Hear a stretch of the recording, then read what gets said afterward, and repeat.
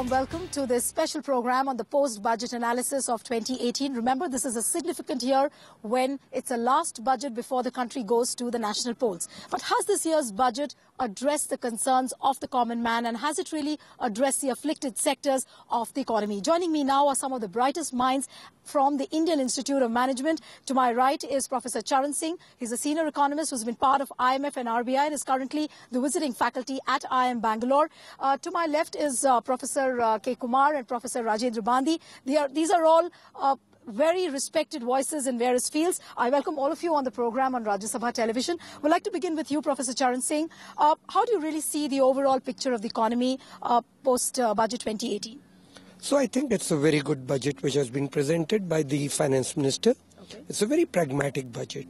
In any budget, one looks for macroeconomic stability, and therefore the fiscal policy plays a very important role in that. Okay. As a part of that fiscal policy, the FM, despite whatever be the circumstances, despite the demonetization and the GST, has been able to curtail the gross fiscal deficit. There's a very slight slippage, but he has been able to curtail it.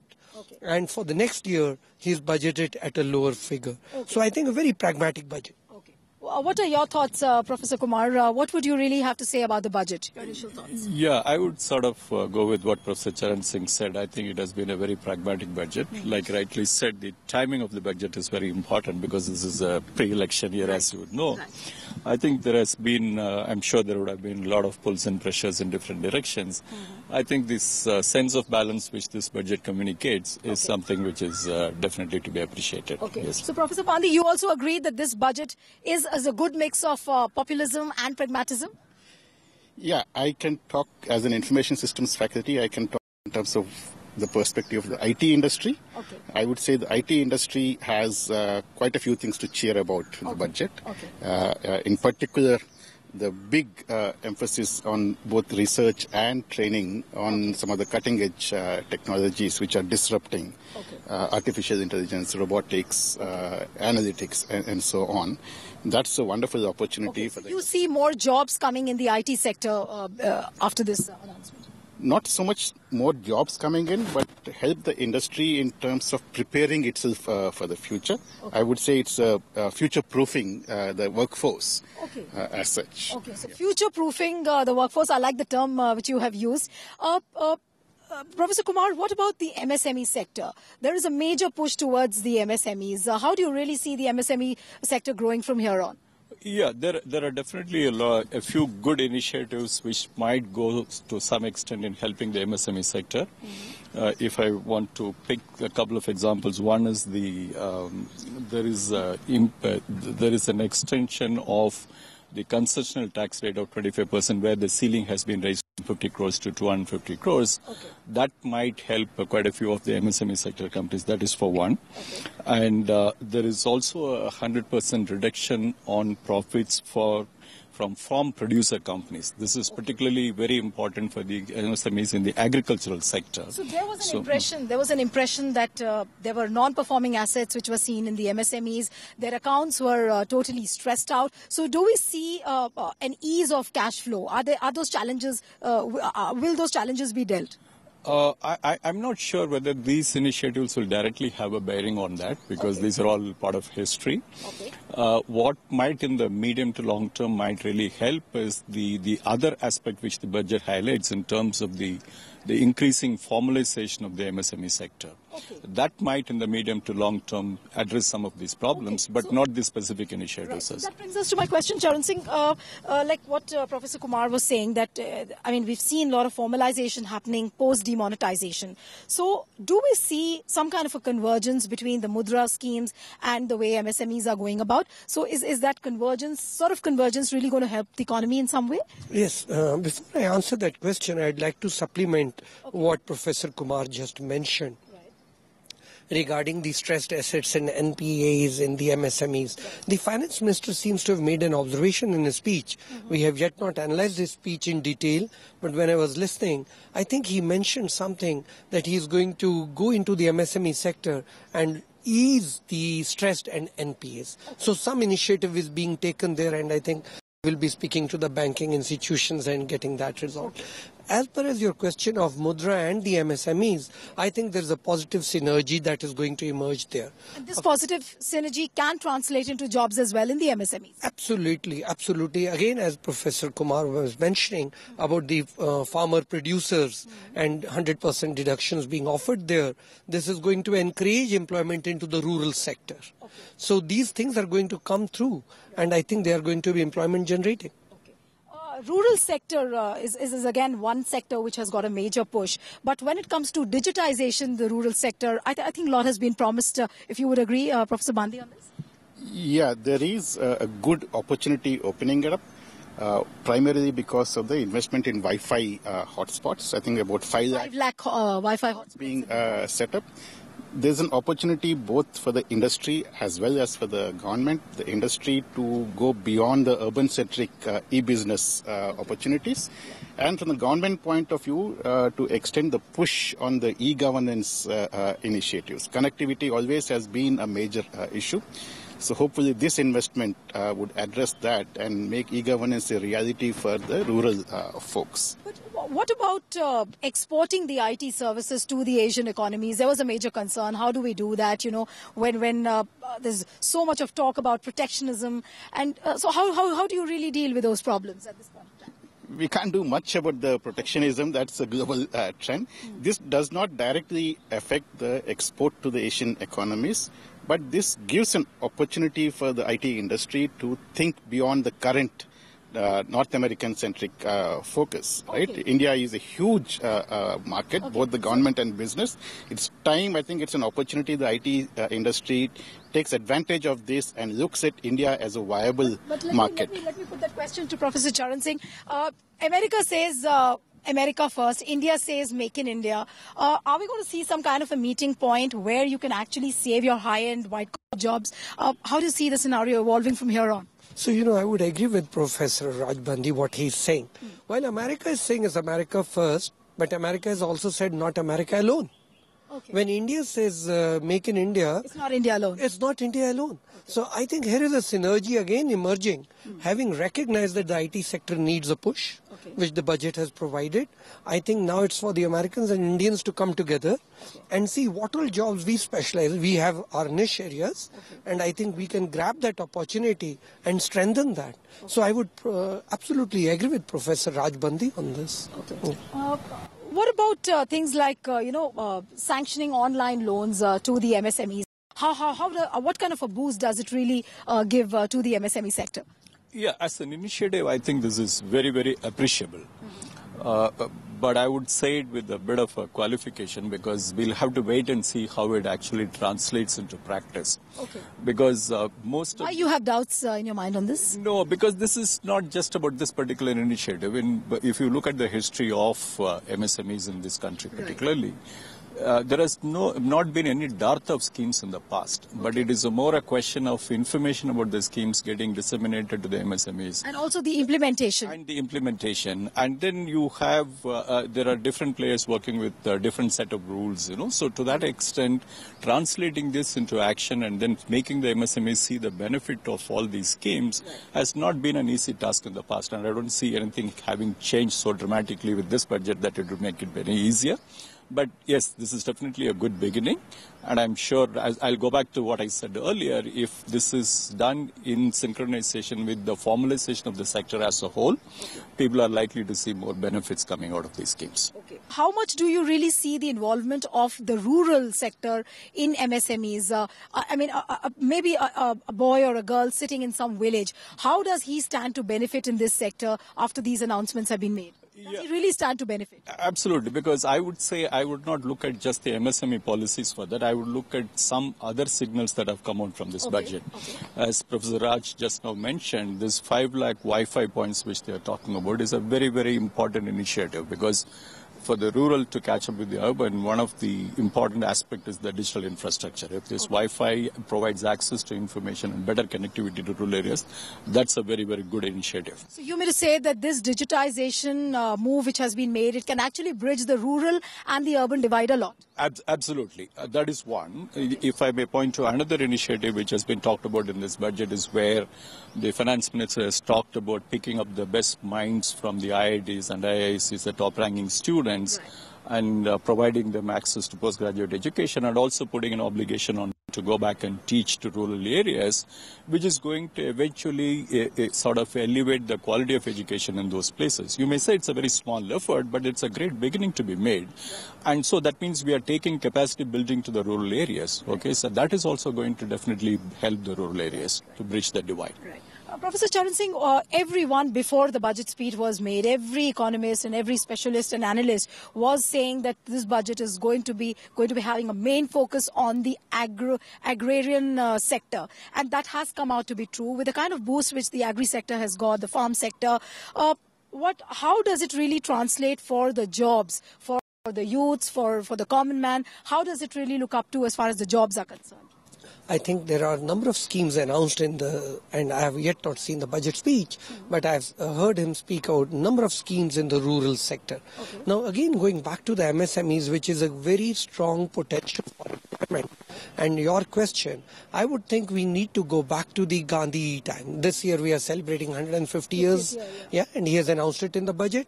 I think this was crores have been sanctioned for that event as well. Yes. And I was thinking village and cottage industry is what we really need to encourage. Okay. So for such a long time, we had agriculture universities in every state.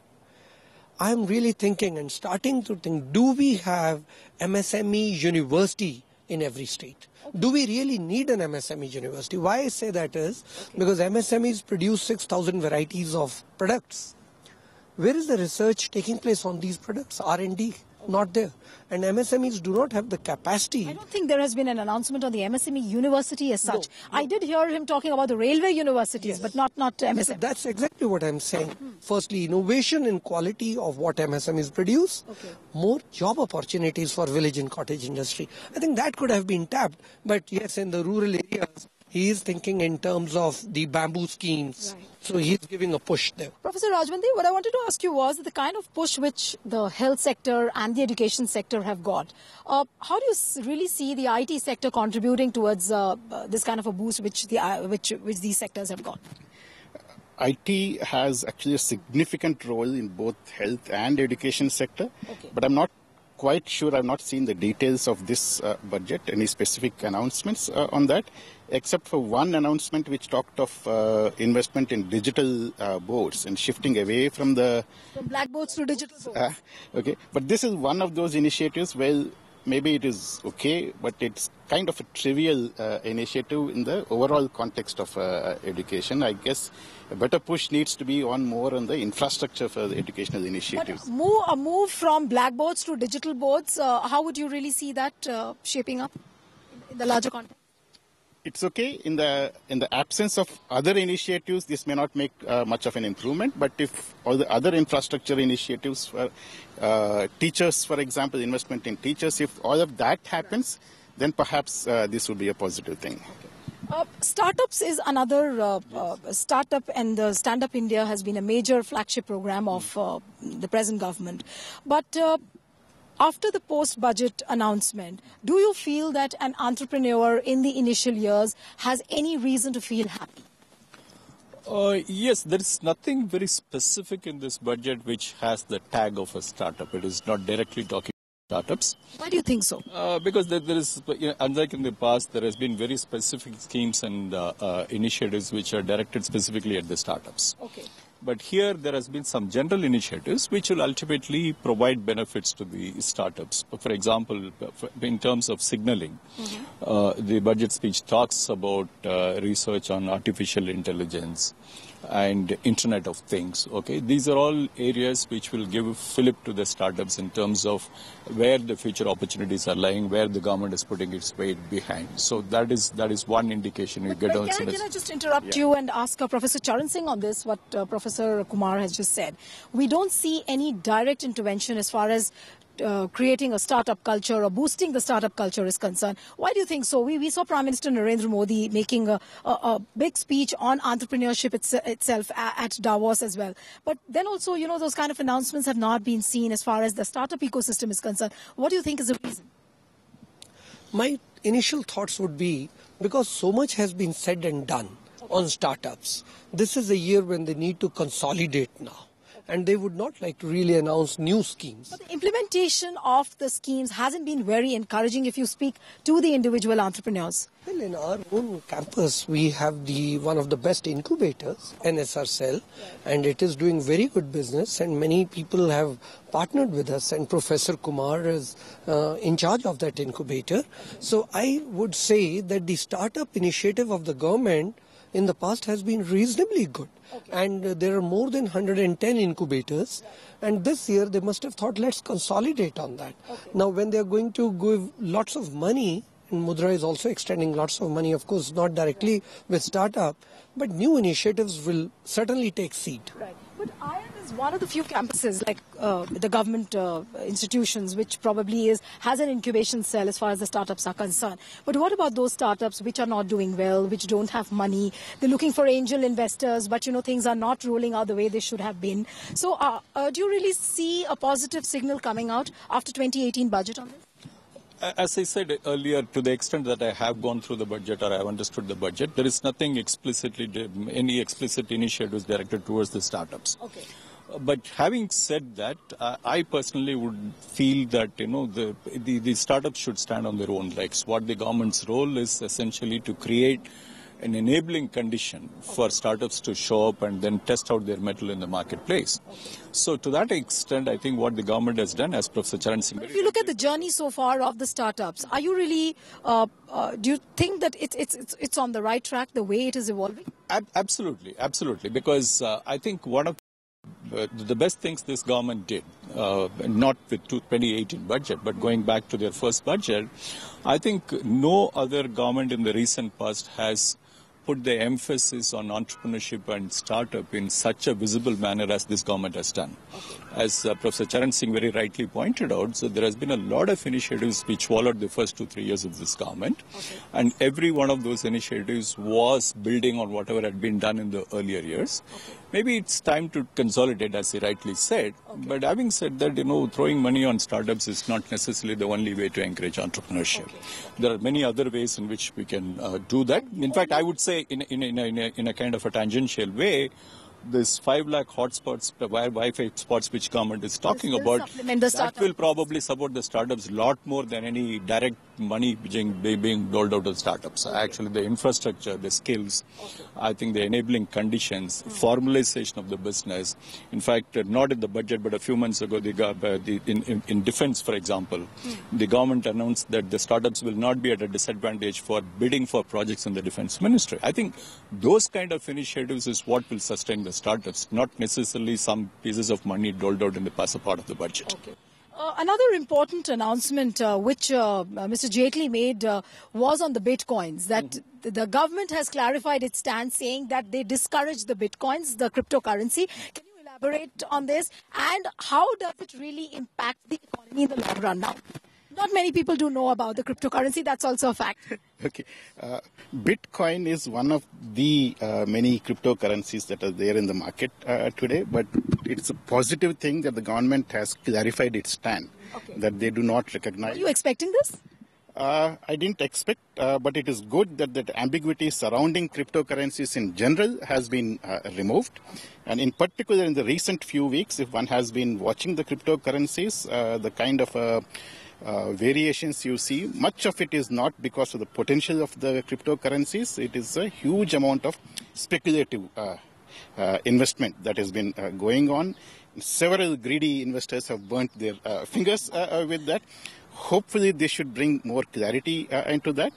But the underlying technology of cryptocurrency, which is the blockchain technologies and so on, those will continue to be the technologies of the future. No bitcoins, no cryptocurrency, but the blockchains continue to remain. That's a technology. Nobody can stop the technology, and that will continue to grow. And there are huge opportunities in various sectors that technology will show up. Okay. But the currency part of it, and this is no different. Many governments today have announced the same kind of a stand, saying that they don't recognize the crypto currency. So at least India made its stand clear today. But right, another thing which I wanted to talk to you, Professor Charan Singh, was about the fintech. How do you see the contribution of the fintechs, say for example to MSMEs, to the startups, and to other sectors as well? How do the fintechs, shape their move from now on?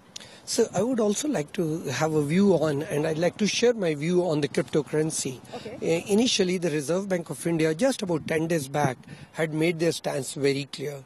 They said, Bitcoins, you're doing it at your own risk, you can't blame us, and stay away from the Bitcoins. The Bitcoin's money value was shooting through the sky. Okay. In the modern times, whatever currency be prevalent, it's very important that there's a legal support for that. There's a legal tender.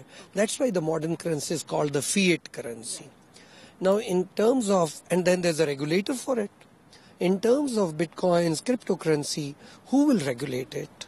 Which government will stand behind it? So therefore, it was very, very good that the finance minister took this opportunity to tell the Indians that we are not going to support Bitcoins or any of the cryptocurrencies. Blockchain, as Professor has rightly said, is a technology issue, and therefore the government has given it a very good push. As far as fintechs is concerned, in the microfinance sector, as well as financial inclusion, lots of growth has taken place after the Jan Dhan Yojana. Many more accounts have been opened. Now, brick and mortar branches really can't serve that. Such a huge clientage. So therefore, we will need the help of technology to come inside and help with financial inclusion and banking activities. And I believe that's where the IT sector is going to play a major role. Exactly. That is where we will need all the technology to extend the banking sector. Mm-hmm. Now, this can assume various shapes. We could have e-banking, we have digitization. All that is going to be only supported and encouraged with the financial services adopting technology. Okay. The industry doesn't look happy, very happy after the post-budget speech. What is the reason, according to you? Well, there are a couple of things. On the long-term capital gains, something has been announced. I'm also not very clear, but it seems it's tightening the system. Okay. On the other hand, again, I'm not very sure. Industry would be able to tell better, but the government has been thinking in terms of plugging the gaps and loopholes from where the tax revenue gets leaked. Okay. In our country, that has been happening rampantly. The finance minister has given some data saying the taxpayers have increased. He has announced one thing, saying that every legal entity will have an Aadhaar card type of a number now. And so, does that mean that every sector, whether it's the farm sector or the education or the home, they're going to have a separate, unique identity number? I wish they have. If they have it, that's very good. Okay. Because that is... Did the finance minister mean something like that? I'm not very sure, but what I understood from him was that major legal entities, industries and registered MSMEs will have a unique ID number now. If that is going to come through, okay, obviously industry would be a little concerned as to how is this going to play out. Okay. And GST has still to play out completely. Mm-hmm. And now if the UID comes, there could be some concern. So that would be my initial thoughts as to why the industry is not very happy. Okay, but if you look at the larger context of the budget 2018, what are the green shoots you really see in terms of job creation, in terms of taxes, and also in terms of fiscal prudence? How would you really put it? I'm very happy with this budget. Okay. The fiscal thing I mentioned in my introduction, that they have come down to the target, which is very good. As far as employment is concerned, in any country to grow, you need two things, capital and labor. As Professor Bandi as well as Professor Kumar mentioned, both education and health improve the quality of labor, so output should grow. You have to create more employment opportunities. To create more employment opportunities, the finance minister has given some encouragement, and both the professors mentioned it, that both on the digital side as well as MSMEs, there's going to be progress. The finance minister also said he's identified some tourist destinations which is going to develop. They will attain the iconic status, so there will be growth even in those tourist places. He has said jobs coming in the tourism sector as well. And he has also mentioned about smart cities. So some jobs will come there also. So employment is being created, skill formation is taking place. And then he is also addressing the recapitalization issues of the banking system. Capital will be available. So growth should take place. But what about the employment of the women workforce? That also he mentioned somewhere in the middle of the speech. That's a very good question that you made. He has mentioned that he's going to encourage schemes where women participation is larger. And that is, I think, very, very important. The most important thing I saw in the budget was, till yesterday in the economic survey, we were thinking of a growth of around 7 to 7.5%. Here he is talking about 8%. Our potential should be 9 and 10%. So that is what I see as... The budget points at that kind of a growth. Yes, so really green shoots. Okay. So to my left are one of the brightest minds at IIM, and let me now ask them to scale this budget to rate the budget on a scale of 10. So Professor Kumar, out of 10, how much are you going to give Mr. Jaitley? I would say 8. 8. That's a pretty good number. And what about you, Professor Kumar? What are the marks you're going to give to Mr. Jaitley? I would refrain from giving a score. I have not seen the full... That's a very diplomatic answer. Charan Singh, you would want to rate the budget today? You know, I really like the budget, and I would go with Professor Kumar around 8. Okay. So that's a pretty good number which the bright minds at IIM Bangalore have given. But remember, the key lies in the implementation. Budget 2018 has been announced. Remember, elections will also be around the corner very soon. But the actual key lies in the implementation, how the actual implementation takes place on the ground. Perhaps that's where the actual story now is. Thanks to all my guests here, Professor Charan Singh, Professor Kumar, Professor Bandi. It was a pleasure talking to you. So that's it from IIM Bangalore here. Goodbye and thanks for watching.